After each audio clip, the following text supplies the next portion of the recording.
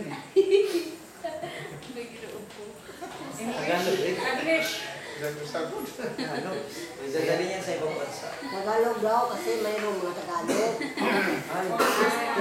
Tagalog pala mga kamag-anak ko. Ay, selfie. Selfie ang Masyado kasi Tagalog. Oh, yun, no? Yes. Open. Oo, talaga. Bisa yan ako. Okay, palakpakan muna natin ang ating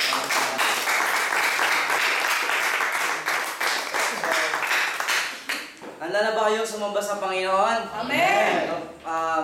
Iba-iba man yung mga lengguwahe natin, no? Iba't iba man yung mga pinanggalingan nating lugar, no? Pero we are binded, or tayo ay pinag-isa ng Panginoon sa iisang layunin. Amen? Amen. No, iisang layunin na sambahin siya, na parangalan yung pangalan niya.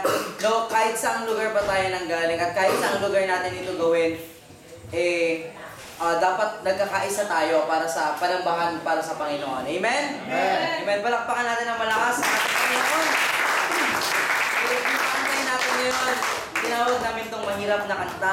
Hirap na kanta. Kasi sobrang hirap talaga niya. Hallelujah. Pero kahit mahirap siya, kakantahin pa rin natin para sa Panginoon. Amen? Amen? Amen. Palakpakan natin ulit ang Diyos. Tayo magpuli sa Panginoon. Hallelujah! Sama-sama tayo na ipagsigawan at ipagdiwang ang dakilang araw ng ating natutusan. Di ka pagpupuri kay Yahweh El Shaddai. Sama-sama tayo! Hallelujah! Sama-sama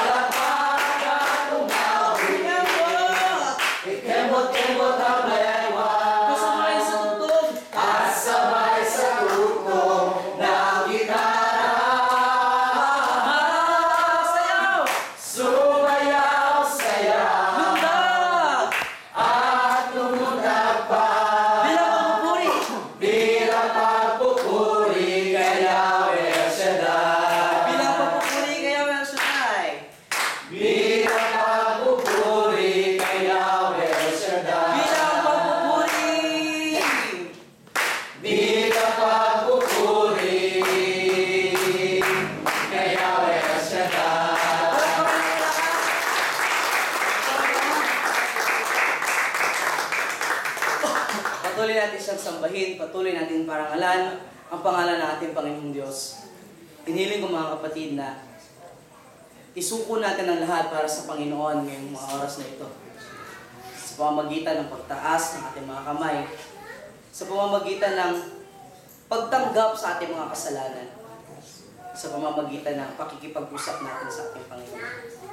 Ang Diyos na sinasamba natin ay tunay na mabuti, tunay na dakila, sapagkat sa kabila ng ating mga pagkakasala, patuloy pa rin niya tayong tinatanggap at patuloy pa rin niya tayong niyayakap ng kanyang mga kamay. And in fact, patuloy niya tayong hinahawakan at hindi hinahayaan na mawala sa kanyang ubasan. Mga kapatid, I want you to feel the presence of God in this place. Feel the warm embrace of our Lord Jesus Christ. Hallelujah. At nais ko po na gawin natin isang panalangin ang awiting ito. Kay buti mo, Panginoon, dakila ka sa buhay ko, sa labis na pag-ibig mo ay naligtas ako. kay buti mo, Kay buti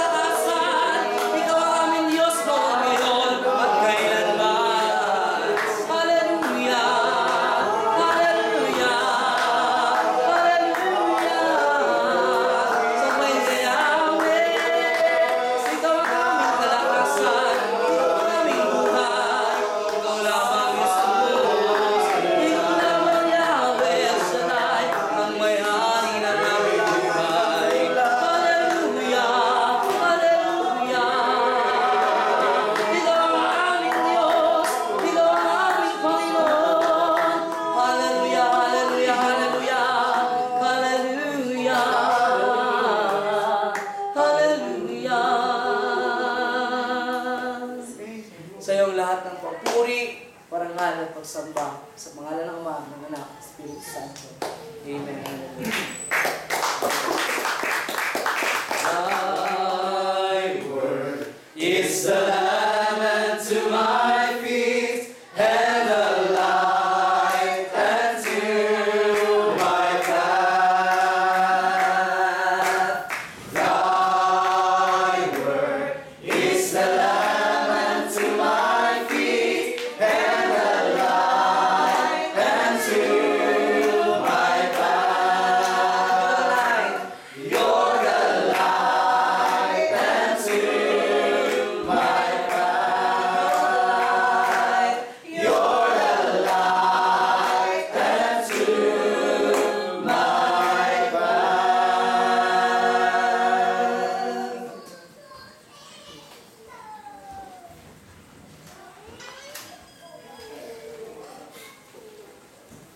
O Diyos naming makapangyarihan sa lahat, salamat po sa sandaling ipinagkaloob mo sa amin.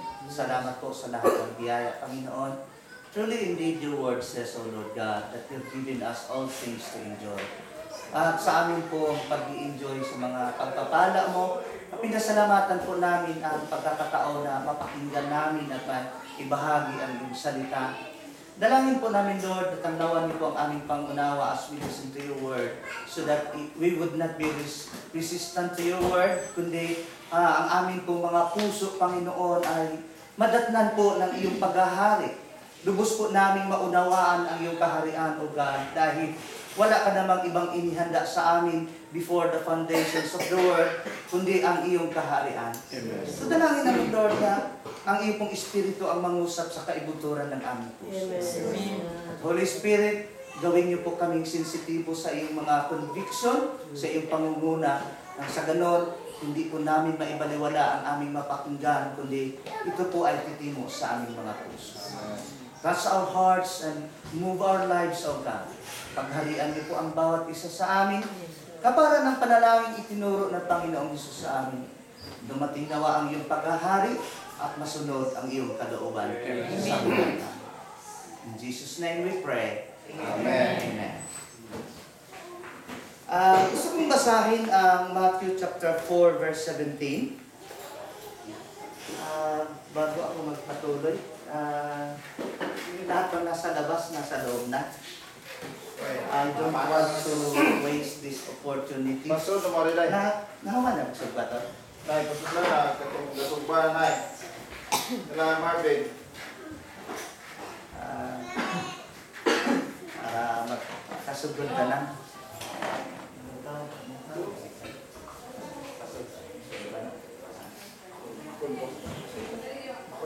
At hindi, ano yun? Sayang ng opportunity ba pagka hindi sila nakapasok. Paminsan-minsan lang ako makauwi.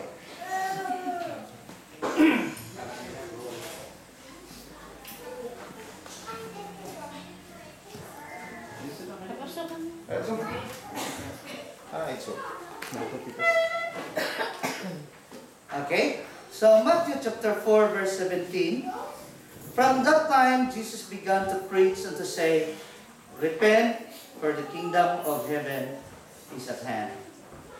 Litin ko, repent, for the kingdom of heaven is at hand. Pwede na pong tayo maupo. Yung. Ano yung?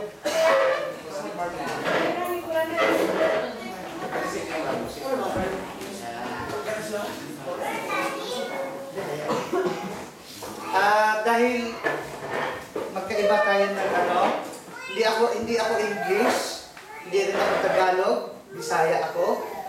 Kaso lang may mga kasama tayong mga Tagalog, kaya magtatagalog po ako. Kung masapod galing sa Tagalog, isun po gamay. Okay, so maayong gabi kaninyo tanan. May gabi. Salamat sa inyong pagdalo. Naway i-bless kayo ng Lord sa kanyang salita sa gabing ito. Ang isishare ko po sa gabing ito ay patungkol sa Kingdom of God. Kasi kung tatanungin ko po kayo, ano po ang pinaka-reason bakit sinabi ng Panginoong Hesus na ang Father lang ang nakakaalam kung kailan ang muli niyang pagbabalik. O the end of time ay ang Father lang ang nakakaalam. Ano pong reason doon? Any idea?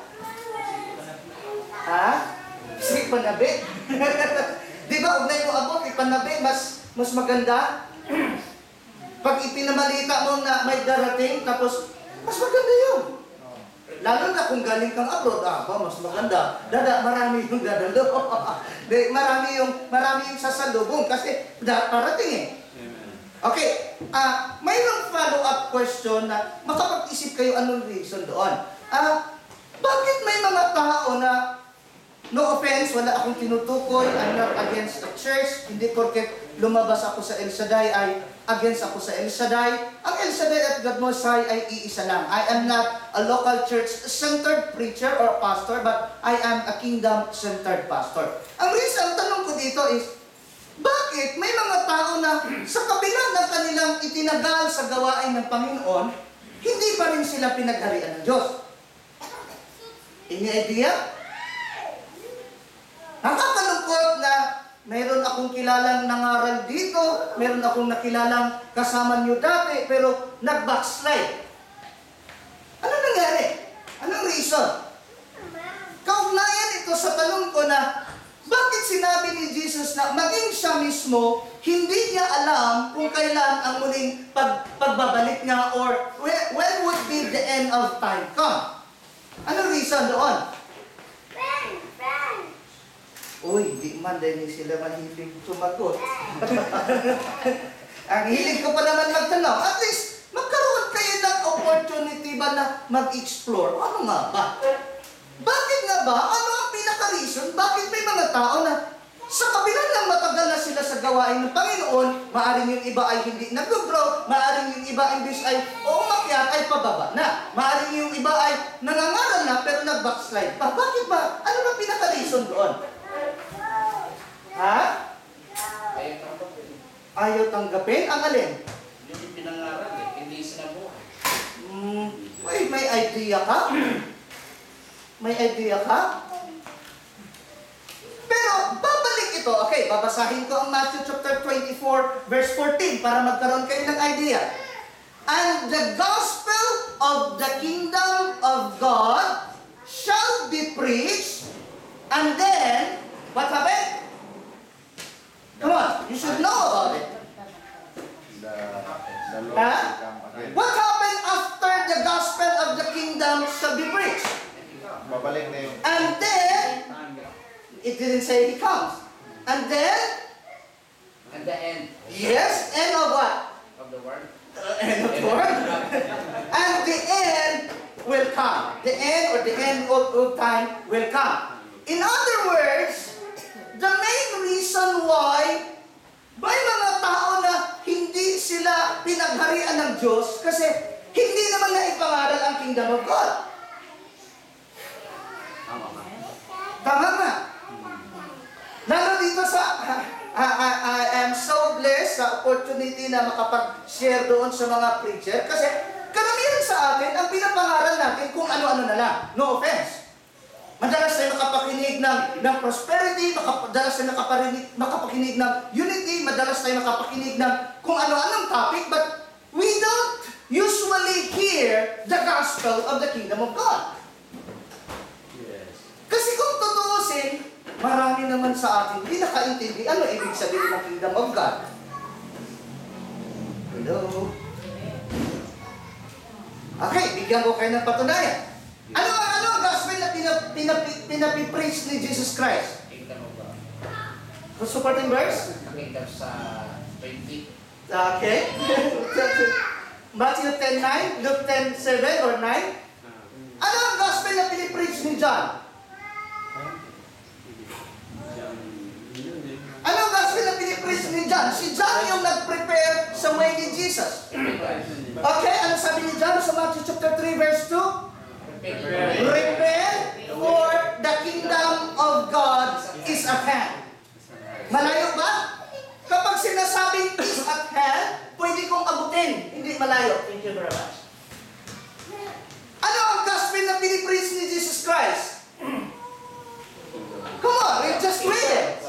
Repent, for the kingdom of God is at hand. Unfortunately, kahit anong churches, walang pinipili, makatolik man, o born again, full gospel, hindi natin madalas napakinggan ang kingdom of God. No wonder, hindi rin natin naintindihan. Tama ba ito? Kaya naman pala, hindi pa dumating yung end kasi hindi na i-preach yung kingdom of God. Ano ang na-i-preach? Sinabi ba ni Jesus, preach me to the people? Wala siyang sinabi ganyan. Maging pangangaral niya, hindi niya sinabi na lumapit kayo sa akin at kilalin niyo ako. Ang sabi niya, repent for the kingdom of God is at hand. Pero ang unang tanong, ano ba ang ibig sabihin ng kingdom of God? Sige nga. It is where our King lives. Ha? It is where our King lives. Ang hirap ata niyan kasi ang ating king ay omnipresent. So, sang-ayon ba kayo sa akin kapag sinabi kong ang king natin ay nasa sabungan? Paghahari. Ha? Paghahari. Paghahari?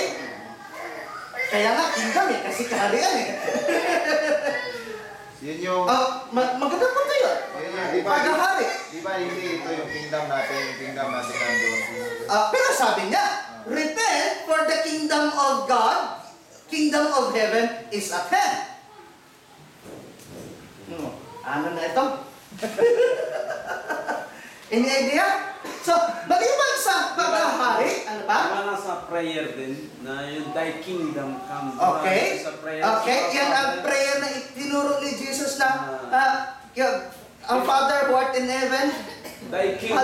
hallowed be thy name, thy kingdom come, thy will be done. Yes. Pero, hindi natin naintindihan yung kingdom. Paano dumating?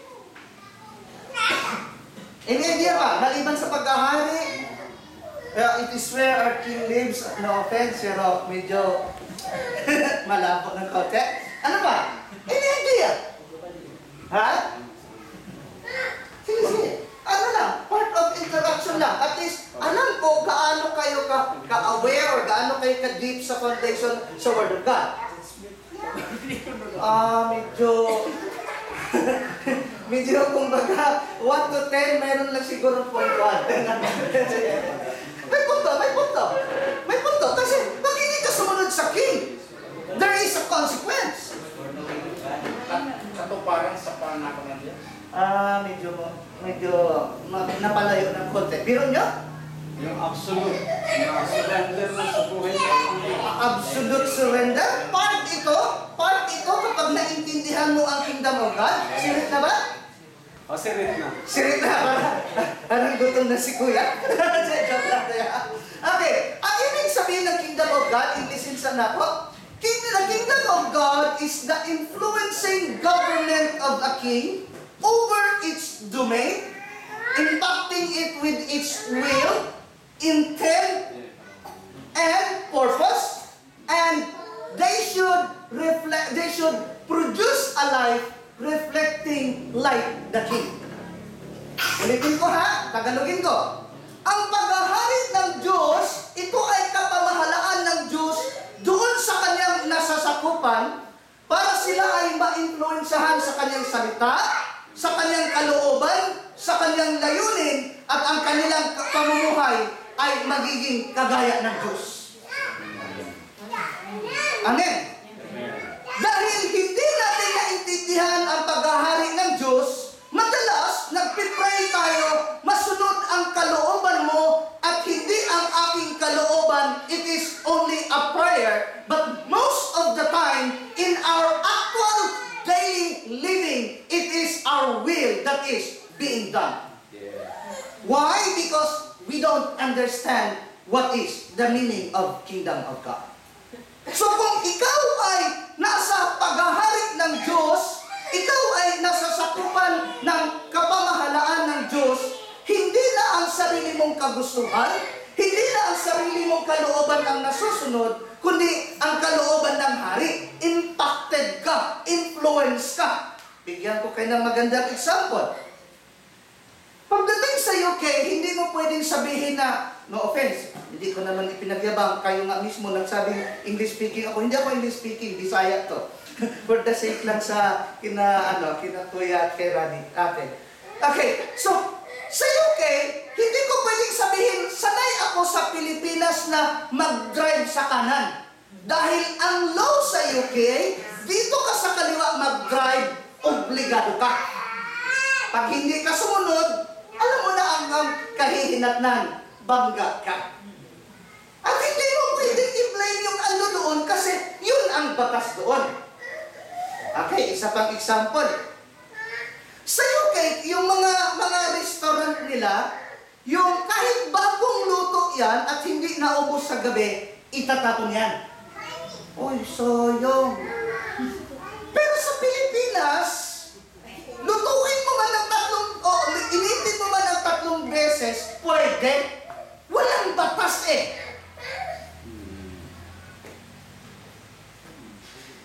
Nasusundan ba? Amen. So, obligado kang sumunod doon dahil yun ang batas doon. Ganon din, pagdating sa kingdom ng Lord, may mga batas na pwede sa tao, pero hindi pwede sa Diyos. Hindi mo po pwedeng sabihin na, Pastor o Brad, ito na kasi nakasanayan namin eh. Wala ka dapat pakialam sa nakagisnan mo. Wala kang dapat pakialam sa kinamumulatan mo. Ang dapat mong magiging concern, ito ba ang kalooban ng Diyos sa buhay mo? Kaysa naman, tagal mo na sa gawain eh, hindi ka affected sa word at will ng Lord. Amen. Basahin ko sa inyo sino may idea ano nakasulat sa Isaiah chapter 9 verse 6? Sige nga. Ha? Good. Ang lahat ng pamamahala ay pinili ng Diyos. Medyo Yun, yung government. Okay? Isaiah chapter 9 verse 6. Ganito po ang prophecy na magkaroon po tayo ng Savior, pero mayroon pong idinugtong doon na madalas hindi nakukote ng karamihan. Okay? Isaiah chapter 9 verse 6. For unto us a child is born, unto us a son is given, and the government shall be upon his shoulder, and his name shall be called Wonderful, Counselor, the Mighty God, the Everlasting Father, the Prince of Peace. Of the increase of his government and peace, there shall be no end. So, sa kapanganakan ni Jesus Christ, the government shall be on his shoulder.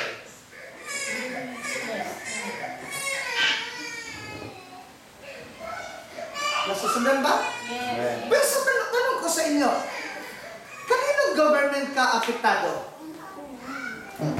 Apektado ka ba ng government ni Noy Noy? Apektado ka ba ng government kung sinong disciple na assign? Apektado ka ba ng government? Well, hindi ko sinasabing huwag nyo silang paniniwalaan. They have the delegated authorities from God. Pero ang gusto kong sabihin, pagdating ng conflict, kanino ka apektado? Kanino ka influensyado? Influensyado ka ba sa will ng Lord? O influensyado ka sa kalooban mo? Tapos, pray tayo, no? Pray tayo, Lord, let your kingdom come, your will be done on earth as it is in heaven. Pero pagdating ng conflict, Lord, naiintindihan mo naman ako, tao lang ako, hallelujah ka. Hello? Amen. So kung naintindihan mo ang kingdom ng Lord, it is not a choice for you to obey or not, although you have the will to obey or refuse to obey, but since the kingdom of God has come upon you, you will surrender yourself and you will say, you are my king, and it is your will that should be done in my life, not my own will. Amen. Amen? Amen. Pero ang reason kaya hindi pa alam at hindi nalalaman kung kailan darating ang end ng time Kasi hindi nga naman na-preach ang kingdom of God. Madali kasi i-preach yung prosperity eh. Lalo na ang pagbibigay. Kunyari pa kayo. May mga ngaral akong kilala, kahit anong topic ang kanilang ipinapangaral, ang uwi noon, pagbibigay. Pero yun naman pala, yung mga nangangaral, hindi rin nagbibigay. Ang pagbibigay ay part lang, ay sign lang, manifestation lang na naghari sa iyo ang Diyos. Kasi John chapter 10 verse 10, as the thief comes to steal, to kill, and to destroy, but the Son of God comes so that we might have life. So ang trabaho ng devil is to take or receive, but ang trabaho ng Son of God is to give. Kanino ka kaya kagaya? Ikaw lang ang nakakaalam yan. Hindi ko sinasabi at hindi ko pinipreach yan para magbigay kayo sa akin. Ang point ko lang doon, sign lang yan, mas manifestation lang yan na pinagharian ka na ng Diyos. You don't need to preach about it unless ang tao talaga ay mga boxer. Nasusundan? So, naiintindihan niyo na ang kingdom of God. Ulitin ko, the kingdom of God is the influencing government of the king over its domain. Sa mga nasasakupan niya, impacting them with his word, will, and intent so that they would reflect a life that represents the king. So, the more pala tayo na pinagharian tayo ng Diyos, maging kagaya tayo ng Diyos. Amen. Because in the first place, we were created in the image and likeness of God. Amen. Pakitingin nga ng katabi mo kung kaninong gagaya lang. Kagaya. Ha? Kagaya. Kagaya niya na. Tatay niya. Sino tatay? Tatay siya. So, hindi mahirap mag-invite actually, although may mga kanya-kanya tayong circumstances, pero ang point ko dito is, the more tayong pinagharian ng Diyos, the more tayong maging kagaya ng Diyos. Amen? Amen?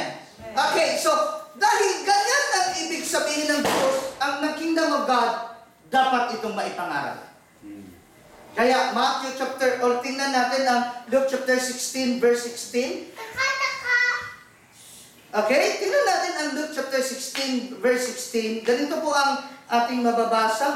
Masyadong high-tech ata. Ay, wala rin nakaano sa telepono. At wala din may dalang Biblia. Pareho tayo.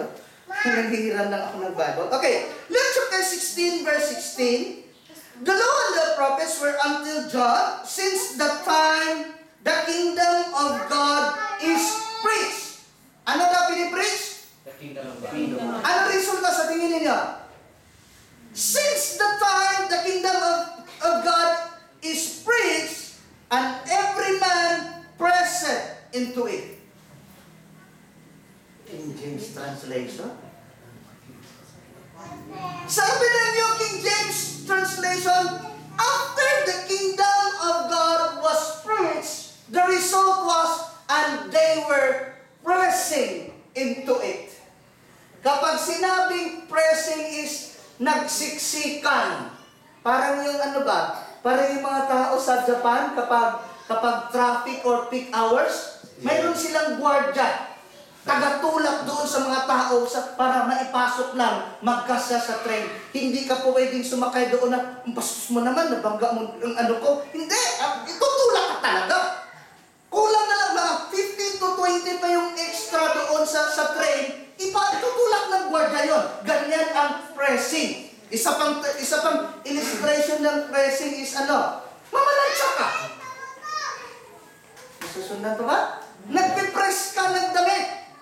So, ganun din, kung ipangaral sana ang kingdom ng Lord, kingdom ng God, ang resulta noon, nagsiksikan yung mga tao. Okay lang, magpila kami dito, maka-attend lang kami. Hindi eh. Brad, sis, atin ka ng gawain ng Diyos. Sa linggo na lang. Hindi nagpipress, hindi nagsiksikan. Bakit? Kasi hindi naman na ipangaral yung kingdom of God. Sana yung katahimikan nyo, Ano? O, wag naman sana ibig sabihin ng katahimikan nyo, akala ko ba naman hapunan ang puntahan ko dito?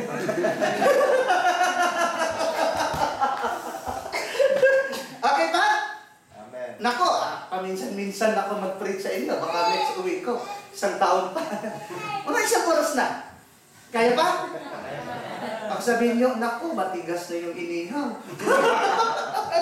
Okay, so, naiintindihan natin ang kingdom of God at dahil we need to understand the kingdom of God, it should be preached. Kasi sabi ng Acts chapter 28, 30, 31, Paul was renting his own room and he was preaching the kingdom of God for 2 years. Sa buong 2 years na nagstay siya sa lugar na yun, wala siyang ibang pinangaral kundi ang kingdom of God. Amen. Amen. Ano ang expectation ng Lord kapag naipangaral ang kingdom of God? Aside na, or ganito na lang ang tanong ko, bakit nagsiksikan yung mga tao bilang tugon noong mapakinggan nila ang preaching ng God? Kingdom of God. Ano ang tugon? Ano ang expectation mo sa tao kapag ang isang tao ay nakapakinig ng preaching about sa kingdom of God? Dito, babalik tayo ulit sa binasa natin. Repent, for the kingdom of God is at hand. So ano yung response natin? Repent. To repent. Ano ibig sabihin ng repent? Ha? Surrender? To be impacted. To be impacted? Pwede, pero Pagtalikod. pagtalingkod? Pagtanggap. Pagtanggap? Hanggang ngayon ba naman? Pagpabilang. Wala pa rin yung hinihintay kong sagot. Ha? Hindi pa rin? Ha? To be acknowledged as a Talk to sinner. analyzers. Hindi pa rin? My goodness. Ha? Decision to change. Decision to change? Ano ang iti-change? Come on. Yung Bad to good. kunting palok na lang, andoon ka na. Sige. Ano ang iti-change? Attitude, behavior. Ha? No. Saan nag-umpisa ang transformation ng isang tao? Ha? No. Saan nag-umpisa yung good? Repentance is a change of mind. Yes. Kasi unless your mind has been changed, hindi ka talaga nakapasok sa paghari ng Diyos. Romans chapter 12 verse 1, offer your bodies as a living sacrifice. Then sabi ng verse 2, ang transformation ng ating pagkatao begins by the renewing of your minds. Repentance means a change of mind. Bigyan ko kayo ng magandang example bakit kailangan nating mag-change of mind. Kasi ang pagkaintindi natin sa kingdom of heaven, kingdom of God dati, mamatay ka muna para makarating ka ng langit. Tama ba ako? Ganun ba ang pagkaintindi niya? Sabi nila, gusto mong makarating ng langit? Sige, mauna ka, mamatay ka muna. Lupaman, langit na rin. Lupaman ay langit na rin. Kaya nga, sabi niya, repent. Anong reason bakit mag-repent? For Kingdom of God is in hand. the kingdom of God is at hand. So, hindi mo kailangang mamatay para maranasan mo ang paghahari ng Diyos. Luke chapter 17 verse 21, the kingdom of God is within you. The kingdom of God is within you. You don't have to go somewhere. You don't have to go anywhere because the kingdom of God is at hand. Kaya nga, sabi niya, so ang panalangin itinuro ni Jesus, let thy kingdom come and let your will be done. Amen? Mayroon akong sasabihin verse sa inyo. Ewan ko lang kung kaya niyong tanggapin ang verse na ito. Sabi niyo na Matthew 21:31, the harlots and the tax collectors will go or will enter the kingdom of God before you. Payag ka doon sa no? Sir? Eh, yung babae na huling nangangaluga, eh, unang pang nakakawin mo. Eh bakit kaya? Pero ako, hindi ako papaya.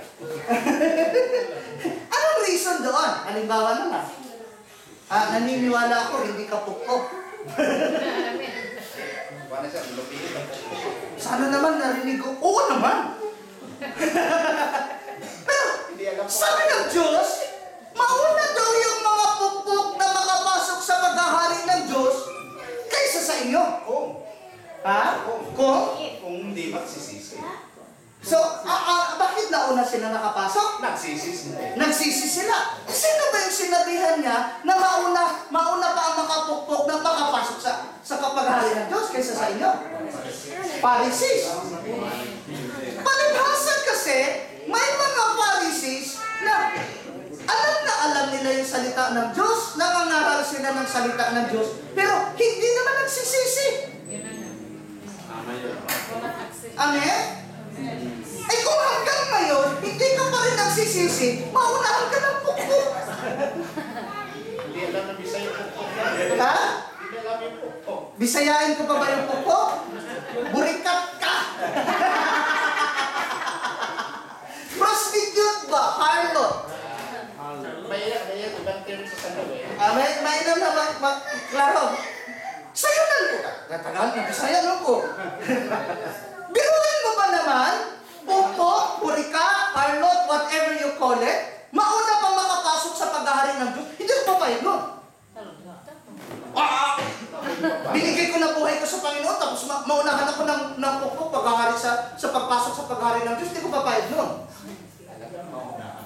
Maunahan ako. Ganun din. Medyo okay pa yung maunahan ka. Kaysa naman nakita mo yung pukpok pumasok sa paghahari ng Diyos, nasa labas ka. Nasusundan ba? Maliwanag. So, kung hindi ka mag-repent, kasi ang context noon, mayroong isang tatay, mayroong dalawang anak. Sabi niya sa anak niya, una, anak, pumunta ka sa vineyard ko para magtrabaho. Sabi niya, ayaw ko, pero later on, na-realize niya at nagpunta. Take note of the word, mag-work ka sa vineyard ko. Ubasan ng Panginoon. Itong gawain na ito ay part ng ubasan ng Panginoon. So, kapag ikaw pala ay pinagharian ng Diyos, nasa paghahari ng Diyos, dapat expected kang maglingkod sa Panginoon. Amen? Amen? Yung isa naman, sabi niya, pupunta ako pero hindi naman pumunta. Maaring ikaw ay nasa gawain ng Panginoon literally or physically, pero kung hindi ka nag-repent outside the kingdom of God ka. Amen? Ngayon, kapag nag-repent ng tao, anong resulta? Ha? Kapag nag-repent, naalala ko tuloy yung isang parokyano, nagbago ng pintura ng bahay, sabi ng pare, bakit nagpalit ng pintura ng bahay mo? Kasi sabi mo kahapon sa pangangaral mo, Father, repent. Sa Bisaya naman, ang repaint at saka repent, pare-pareho lang yan eh. Sabi nga pinagtatawanan ng mga Bisaya sa Tagalog kasi, halos walang kaibahan. Yung fish, isda. Yung mukha, fish. Halos pareho lang. Yung phase 1, phase 2, phase 3, isa lang. Kaya nung sinabi ng pare, repent, ang pagkaintindi niya, repaint. Kaya nagbago ng pintura. Mabuti pa yung bahay, nagbago yung pintura.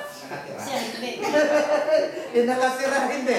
Okay, balik tayo sa tanong. Ano ang resulta kapag nag-repent? Ha? New creation or? Ha? Renewed? Kapag na-renewed na? Nagiging born again? Thank you very much. Born again ka lang agad? Ha? Malapit na. Ano yung pinaka-manifestation na dinatnan ka na ng paghahari ng Diyos? O pinagharian ka na ng Diyos? Kapag nag-repent ka ka, anong pinaka-manifestation? Naglilingkod? Eh bakit may mga naglilingkod? Hindi naman pinagharian ng Diyos. Tapos Bless ka na. ito, kwento lang muna, no? Masyado kayo seryoso eh. Gusto kong palamigin pa yung iniyak eh. Joke lang. Nung nasa El Shaddai pa ako, naging full-time ako sa El Shaddai ng 9 years. Kaya marami rin akong mga natutunan doon. Naging stepping stone ko ang El Shaddai. Hindi ko sinasabing umalis kayo sa El Shaddai kung failure pa na dyan kayo tinawag ng Lord. Why not? Give your best to the Lord. Kaso lang, doon ko nga natutunan. Sabi doon ng isang pare, pare na kwento nito, baka sabihin nyo, talaga si pastor talagang tinitira mga pare. Sabi doon, nakalimutan ko pangalan ng pare na yun, mahilig pagpatawa, naging spiritual director yun taga Rizal, part ng Rizal. Larry pa. Brother Larry. Sabi niya meron daw parokyano sa Kainta. Sabi daw, Father, i-bless mo nga yung bahay ko kasi may nagmumulto. Sabi daw ng pare, di ba binbless ko na yung bahay mo last year? May nagmumulto Sabi daw ng pare, magkano ba ang bigay mo noon? 50. Expired na yun. Bakit na tayo papunta doon? Kasi, kapag nag-repent ang isang tao, ang pinaka-manifestation o pinaka-resulta kapag nag-repent ang isang tao, ang tao na yun ay natutong sumunod sa will ng God. Hindi mo masabing pinagharian ka ng Diyos kung kalooban mo pa rin ang nasusunod. Amen. Tama. Amen? Kaya nga, may kanya-kanya tayong calling, may kanya-kanya tayong pangarap sa buhay, pero kapag pinagharian ka ng Diyos, hindi mo maintindihan na yung bagay na inaayawan mo, siya mo namang ginagawa. Bigyan ko kayo ng illustration Sabi ng John chapter 21, I'm not sure with the verse. Okay, let me take a look. Sabi kasi doon ng Lord, si Peter ang kanyang tinutukoy doon na, nung bata ka pa, gusto kong tingnan, hindi ko lang malocate ang verse. I think John 21:20 to 22 na, sabi doon, nung bata ka pa, lumakad ka kung saan mo gusto. Pero pagtanda mo, iba na ang magbihis sa'yo at dadalhin ka sa lugar na hindi mo gusto. Kaya niya sinabi yun kasi pinoprophesy niya yung death ni Peter. Ibig sabihin, nung una, bata pa si Peter, sabi niya, Lord, dadaan sila sa ibabaw ng aking bangkay, hindi kita ipagkatuwa. Pero dinala niya ang Lord. In the end, noong nag-mature na siya, pinagharian siya ng Lord, He died for the sake of His King. Why? Because yan ang palatandaan na pinagharian ka ng Diyos. Kung sa buhay mo hanggang ngayon, ikaw pa rin ang nasusunod, hindi ka pa nakapasok sa paghahari ng Diyos. No offense. Amen ba? Amen. Kaya nga, sa totoo lang, ini-enjoy ko talaga yung days ko dito at alam niyo namang bihira lang ako mauwi for kulang-kulang 12 years. Twice ko ka pa lang na pag-uwi dito sa Bohol. At talagang gusto kong i-enjoy yung time ko dito na makarelax, hindi gumana yung utak ko, hindi ko sinasabing hindi ako nag-iisip, pero yung stress ko doon ba, iniwan ko muna. Yung stress ko sa trabaho, yung stress ko sa church, yung stress ko sa libro ko, di ko na sabihin kung ano pa yung librong nagbigay ng stress sa akin. Gusto ko naman mag-relax dito, pero dumating ako sa time na nung sinabi ni Manong Edwin na mag-prayer meeting ta, oh, that is what I wanted. I'm waiting for that opportunity to preach the kingdom of God. Amen. Amen? Meron lang akong ipinagtataka, bakit kaya may mga full-time na servants ng Lord? Full-time kaya sila sa Lord? O yung full-time na yun ay term lang dahil walang trabaho? No offense. Possible. Possible. Kapag ikaw ay naglilingkod sa vineyard ng Lord, ang duty mo is not just to preach His word, not just to preach the kingdom of God, kasi full-time ka. Nasusundan niyo po ba ako? Kaso lang, maraming ang full time, hindi naman full yung time. May sila nga, hindi naintindihan yung kingdom of God eh.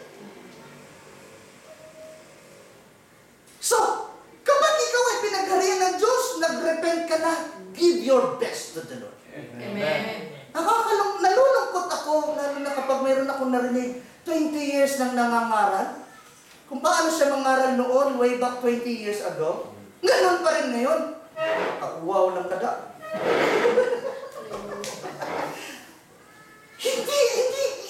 Hindi ko masabing, I'm proud of you kung hindi ka na maging sa preaching man lang, hindi ka na-grow. Di ba? Yes. Nasaan ang pagsunod? Kung ikaw ay ambassador, and we are the ambassadors of Christ, dapat kabisado mo yung law ng king mo. Tapos may narinig ako, parang gusto daw baguhin yung tithes. Kasi ang sabi sa Bible, ang tithes is 10%. Tapos gusto daw baguhin ang tithes para bagang ibaliwala yung sinabi ng Bible na 10%. Mga ganun ba? Mga pananalita pang ganito. Si pastor naman especially sa London, marami doon, may asawa dito, nagkaroon din doon. Oh, nasaan ang kingdom of God doon? Sasabihin nila, si pastor naman pwede naman dito sa London. Pwede nga ikasal yung lalaki sa London Oh.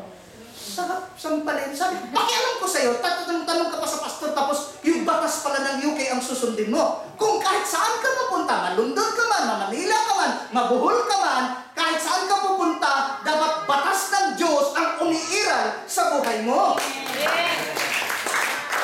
Kasi in the end naman, hindi lahat na tumatawag sa akin, Panginoon, Panginoon, yaon lamang sumusunod sa akin, sa kalooban ng aking Ama, ang siyang makapasok sa paghahari ng Diyos. Amen. Amen. Amen ba? Amen. Obedience-wise, ilang percent ang nasusunod si Lord sa buhay mo at ilang percent sa'yo? Malandong ta? Malandong ta? Magnilay baga? Mamalandong is magnilay. Pagnilayan mo. Gaano kadalas sa buhay mo na ang will ng King ang nasusunod sa'yo? Or should I say, gaano kadalas mong tanggihan ang kalooban ng King sa buhay mo? Ikaw lang makakalam na. Kung ibaliwala mo yan, there's no point na patuloy kang maglilingkod sa Panginoon at hindi ka sumusunod sa kalooban niya. Amen? Amen. Medyo yung katahimikan nyo ay sana naman na-touch ng yung heart nyo. Ito na yung time, ito na yung point na hinihintay nyo. Tapos na ako, pero hindi pa ngayon. Ito na yung gusto nyong marinig. Sabi ng Matthew chapter 6 verse 33, seek ye first the kingdom of God and His righteousness, and all these things shall be added unto you. Susundan ba? Tanong, ano ibig sabihin ng righteousness? Or righteous? Sige nga. I believe righteous ka. O, yung tagal sumagot? Yes. Tagal mo sumagot. Dapat pag sinabi ko, I believe righteous ka, oo naman. Amen. Ano ibig sabihin ng righteous? Sige nga. Idea? Nagiging matuwid. Pagiging matuwid. Tagalog. Ha? Tagalog. Isang meaning ng righteous is in right standing with God. Kalooban ng Panginoon. Baga, kapag ikaw ay with right standing or in right standing with God, halimbawa na lang, dahil mayroon akong anak, obligasyon ko na ibigay yung pangangailangan ng aking anak, pero kapag yung anak ko ayaw tumulong sa akin, ang anak ko ayaw sumunod sa akin, he is not in right relationship with sa akin. So, kapag mayroon siyang hinihingi, pwede kong sabihin na, hindi ka naman sumusunod sa akin, bakit ko ibigay sa'yo yung hinihingi mo? Pero kung ang anak naman ay in right standing sa father or sa mother, isang lambing lang. Dad, mayroon akong gusto. Sabihin agad ng tatay, ano yun? May budget ako. Bakit in right standing, in right relationship with God, ang pagiging righteous? Dahil in right relationship ka, with right standing sa God ka, full of rights ka. At dyan papasok, after ng Matthew 6:33, sinabi ng Matthew 7:7, ask and you shall receive, because whoever asks shall receive. Why? Because right mo yan bilang citizen sa kingdom ng Lord. Amen. Sabi niya, seek ye first the kingdom of God and His righteousness. Sikapin mo na ma-influensyahan ka sa kalooban ng Diyos. Magkaroon ka ng right standing with God, and all the rights of the citizens shall be added unto you. Amen? Pag ako nagtutok, pinagmamasdan ko yung reaction ng tao kung ito ba'y gutom na, ito ba'y antok na, ito ba'y nainip na. At yan ang nakikita ko, kaya tapos na. So, naintindihan natin ang ibig sabihin ng Kingdom of God, and for that reason, it should be preached. Pangalawa, resulta ng pagpipreach ng Kingdom of God, they were pressing into it and they repent. Ang ibig sabihin ng repent is a change of mind. Kasi hanggat hindi mag-change ang mind mo, hindi ka pagharian ng Diyos. At ang pinaka-manifestation that the kingdom of God has come upon you is your obedience to the will of God. And because of that, you deserve to receive the rights of the citizens of the kingdom of God. Tatapusin ko kayo sa kunting illustration. Sa UK, because it is called kingdom, in the kingdom, the king owns everything. Amen ba? Amen. Hindi ka pwedeng bumili ng bahay doon or magpatayo ng bahay dito kasi ang sistema doon, magpatayo ang government ng building and then kukunin ito ng mga agents, bibilhin nila from the government or imo-mortgage. Hindi ka pwede magkaroon ng bahay na ganito. You must be a millionaire sa UK. Pero ang kagandahan nito, kapag wala kang trabaho sa UK, mayroon kang benefits. Pag marami kang anak, marami kang child benefits. Kaya yung mga tao doon, paramihan ng anak, yung mga tamad. Kasi, the more na wala kang trabaho, the more na marami kang anak, magkaroon ka ng maraming benefits. Obligasyon ng king na ibigay yung needs ng citizen. Nasusundan. Pastor, bakit hindi mo na lang dinamihan yung anak mo at tumigil ka rin sa pagtatrabaho? Ayoko naman ata makadepende sa benefits. Para sa mga tamad lang yon. But my point is, dahil the king owns everything, and it is the king's responsibility to sustain your needs, ang duty mo lang ngayon is to seek first the kingdom of God and His righteousness, and it is God's responsibility to provide all your needs. Amen. Amen? Amen. At for that reason, sabi ng Lord, rejoice in the Lord always. Again, I say, rejoice. Anong karugtong pagdating sa verse 6 ng Philippians 4? Do not be anxious for anything, but ask what you need or what you want to the Lord in prayer with thanksgiving. So, yung mga pinagharian ng Diyos, kahit hindi walang LO yan, kahit may kakainin yan o wala, kahit may pera yan o wala, hindi yan nag-worry, nagpapasalamat yan. Amen. Kahit saan outreach man ipupunta na hindi nagla-love offering, alam ko naman may mga love offering o outreach yun, hindi nag-worry yan, kahit may sakit pa yan, kahit ano pa man, because he knows that it is the king's responsibility to provide the needs of the citizens. Amen? So yung mga anak ng Diyos, yung mga pinagharian ng Diyos, hindi ka dapat makilala. Sino yung ganito? Si brother ano? Yun yung nakasimangot lagi. Nakakaya ka! Yan yung problematic. Nakakahiya ka kasi maliwanag na hindi ka pinagharian ng Diyos. Maging yung command niya, rejoice in the Lord always. Kapag hindi ka nag-rejoice, kasalanan mo. Paano kung mag-rejoice, pastor? Wala akong trabaho. Sabi ng Lord, rejoice in the Lord. Hindi niya sinabing, rejoice on your job. Pastor, paano ko mag-rejoice? Nag-break kami ng boyfriend ko. Ayun, no? Paano mayroon bang tama? Kung hindi ka pa rin mag-rejoice, kasi sabi niya, rejoice in the Lord, hindi sa boyfriend mo. Pastor, namatayan ako. Di kung tinapakainin mo, mag-rejoice ka sa Lord. Sabi pa nga ni Paul, Philippians chapter 1 verse 21, to die is gain. Ang kamatayan ay kapakinabangan. Pero kung gusto mo na makinabang ngayon, mauna ka muna. Bakit? Kasi I know kapag nabubuhay ako, alam ko maglilingkod at kapakinabangan ang aking paglilingkod sa hari ko.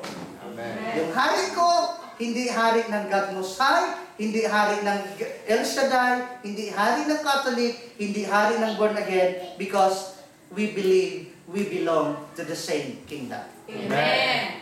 Dapat, hindi ang mentality niyo ay hindi lang puro El Shaddai, hindi ko sinabing, porket God Most High ako, nasa El Shaddai ako, it is not my responsibility to preach the word of my King because we belong to the same kingdom. Amen. There is only one body, but many members. Nagkataon lang na belong kayo sa El Shaddai, belong kayo sa isang ministry, dapat gampanan nyo ang part nyo sa kingdom ng Lord. Amen. Ito mula, mahabang mahaba, ako'y umupo. Sa boss na po.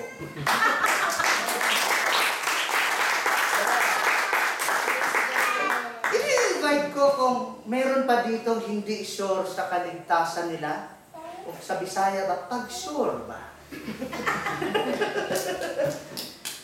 When I say sure sa kaligtasan mo, kahit mamatay ka ora mismo, alam mo, ang punta mo ay sa paghahari mo. Amen. Kasi sabi naman ng John 11:25, I am the resurrection and I am the life and the resurrection. Whoever believes on me, although they die, they will be risen up again, and those who believe in me shall never die.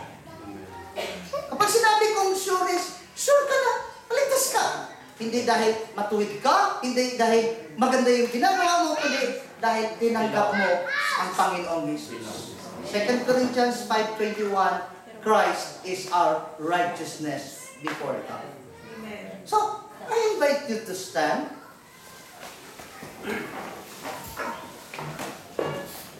Siguro kung nadakpan mo ng awat o cellphone, ikauwaw ni mo, biglang nagkambyo sa Bisaya. Kung nahuli kang nagnakaw ng isang bagay na mahalaga, ikahiya mo, pero kung mayroon mang bagay na hindi mo dapat ikahiya, yung tanggapin mo ang paghahari ng Diyos sa buhay. Amen. Amen? So, I hope na sa maiksing oras ng pagsishare ng salita ng Diyos, you have come to a point of surrendering your life to the Lord. I-acknowledge mo yung shortcomings mo, yung transgression mo sa Lord. Kung di ka sure sa kaligtasan mo, please come forward. Gamit yung opportunity na hindi mo dapat ikahiya na tanggapin mo ang Panginoon. Hindi mo dapat ikahiya na ibinigay mo ang buhay mo sa Diyos. It doesn't mean na bukas ka agad-agad matuwid ka na or bigla ka nang nagbago bukas, pero at least dumating ang paghahari ng Diyos sa buhay mo dahil ang kingdom of God is just like a mustard seed. Pinakamaliit sa lahat ng seed, pero nung ito ay naitanim, ito ay lumago, nagiging malaking punong kahoy pa. That is how the kingdom of God works. So, hindi ka sure sa kaligtasan mo, please come forward. Kung ikaw man ay naglilingkod sa Diyos, na nais mong mapainam, mapaigi yung paglilingkod mo sa Diyos, please come forward. I just want to offer a prayer. Walang lahat ata sure na sa kaligtasan. Huwag kaya. Hindi mo dapat ikahiya na tanggapin ng Panginoon. Hindi mo dapat kaya na sinurrender mo ang buhay mo sa Diyos. Please come forward. This is my prayer na paanong kumilos ang Diyos sa buhay ko, kikilos din ang Diyos sa buhay mo. Come on, please come forward.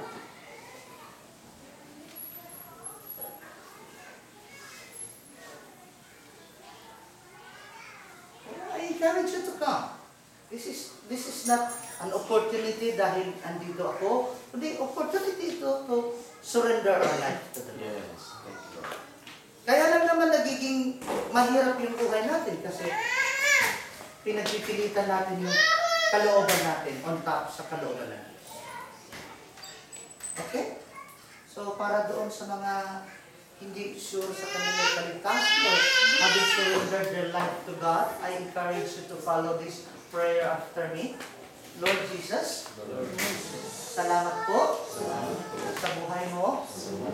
Salamat po sa iyong salita. At inaamin ko po ang aking kasalanan sa iyong harapan. I confess all my sins before you, and I believe you will forgive me from all my sins. Because your word says so. And I repent from all my sins, and I surrender my life to you. I open my heart, and I accept you as my Lord and Savior. I do believe by doing this, my name has been written in the book of life. Guide me, and let your spirit dwell upon me, so that I will be able to obey your will. In Jesus' name. Amen. Let me pray for you. Lord God, dalangin ko po ang mga kapatiran ko dito, Panginoon. Hindi po ang aksidente ang pagka-gather mo sa amin sa gabi ito, O Lord God, dahil ang lahat ng bagay ay itinakda mo sa amin, Panginoon. Maging ang aming mga kamatayan ay itinakda mo, pero itinakda mo rin ang lahat ng bagay sa amin. Because your word says, O God, that in all things, God, you work for good to those who love. Yes. So, kahit anumang circumstances ang aming hinaharap, ito ay para sa ikabubuti namin, Panginoon. Dalangin ko po, O Diyos, na sa kanila pong pagsuko ng kanilang buhay sa iyo, hipuin niyo po ang kanilang mga buhay. Pagharian niyo po sila, Panginoon, nang sa ganon, hindi na po sila magkaroon ng struggle, hindi na po sila magkaroon ng pagdadalawang isip kung susunod sa iyo o hindi, dahil ang pagsunod naman sa iyo, Panginoon, ay automatic response ng mga taong dinatnan ng iyong paghahanap. Higit sa lahat, Lord, we pray, I pray sa Holy Spirit na tanggapin ng bawat isa. Amen.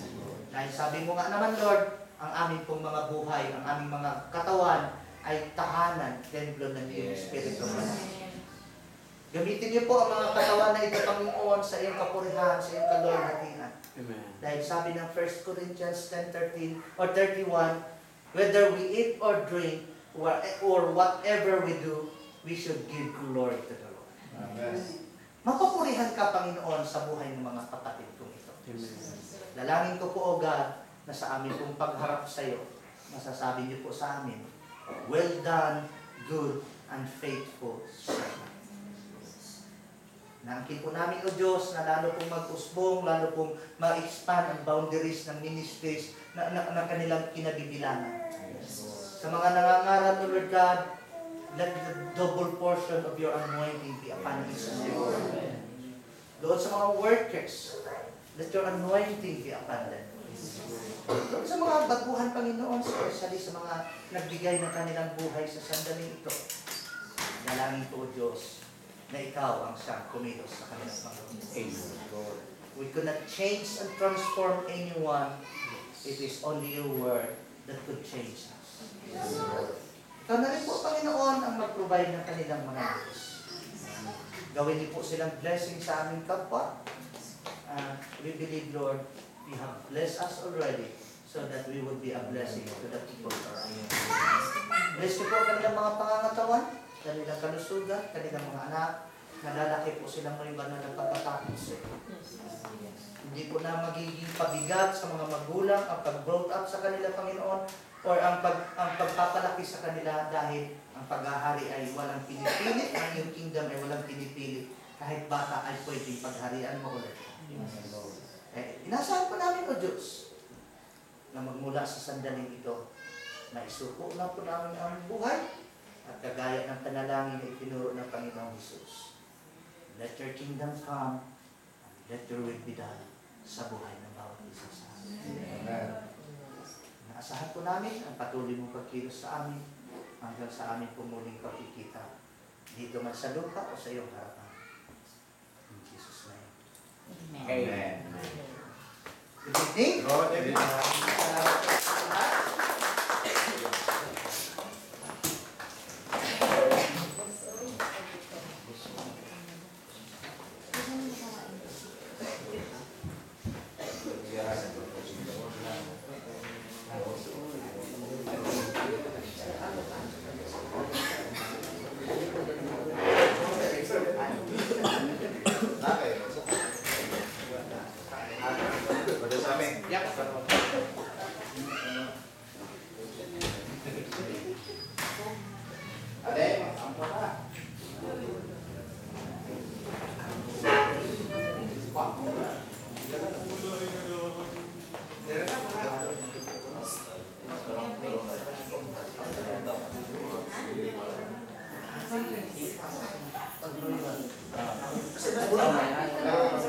Cellphone na yun. Pray na kayo. Tol, Tol. Cellphone. Tol. Prayan na rin food, ha? Sige pa. Sa kalan sa mga sa Espiritu Santo ng Diyos na magkagawang sa kanan, maraming salamat po sa masaganang biyay pagpapalat ng Diyos sa amin sa mga salita na naging sa amin ng pagkakang kalakasan, karunungan at nagbibigay sa amin, Lord, na mas malawak na pananaw sa buhay. Kaya ito ang Diyos, patuloy mo dito sa pinagkakaniwalaan. Kaya dalangin ko namin ang Diyos ang pagpapasok ko ng mga pagkain ito, maging kalusugan ng mga natalagin. Kaya Yahweh, sa iyo namin binabalik lahat ng nagulati at kapulihan, karahalan at pasasalamat sa pangalan ni Jesus. Amen. Ama, anak, sa iyo kisingin.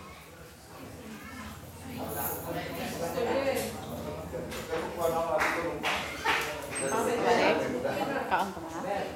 Ano? Hindi na, Ben. Dali na. Dali, Ben. Brad, sir. Kain na mo muna. Sige na. Beb. Busog ka?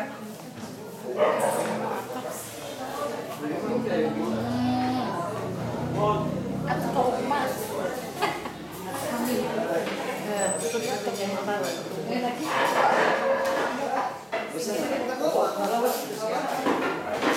Tama sila. Yung balik mo yung.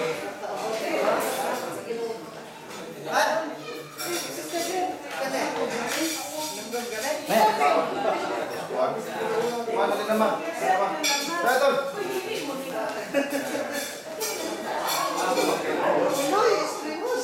Anak ko ni Juan, sa tingnan, baka ulit. Babi, presidente. Meeting ba? Ibang nakadrink kami ng Diyos Manila. Text decline nga na ako. Wala na. Nakuha na sa premise. Tuwa sa to.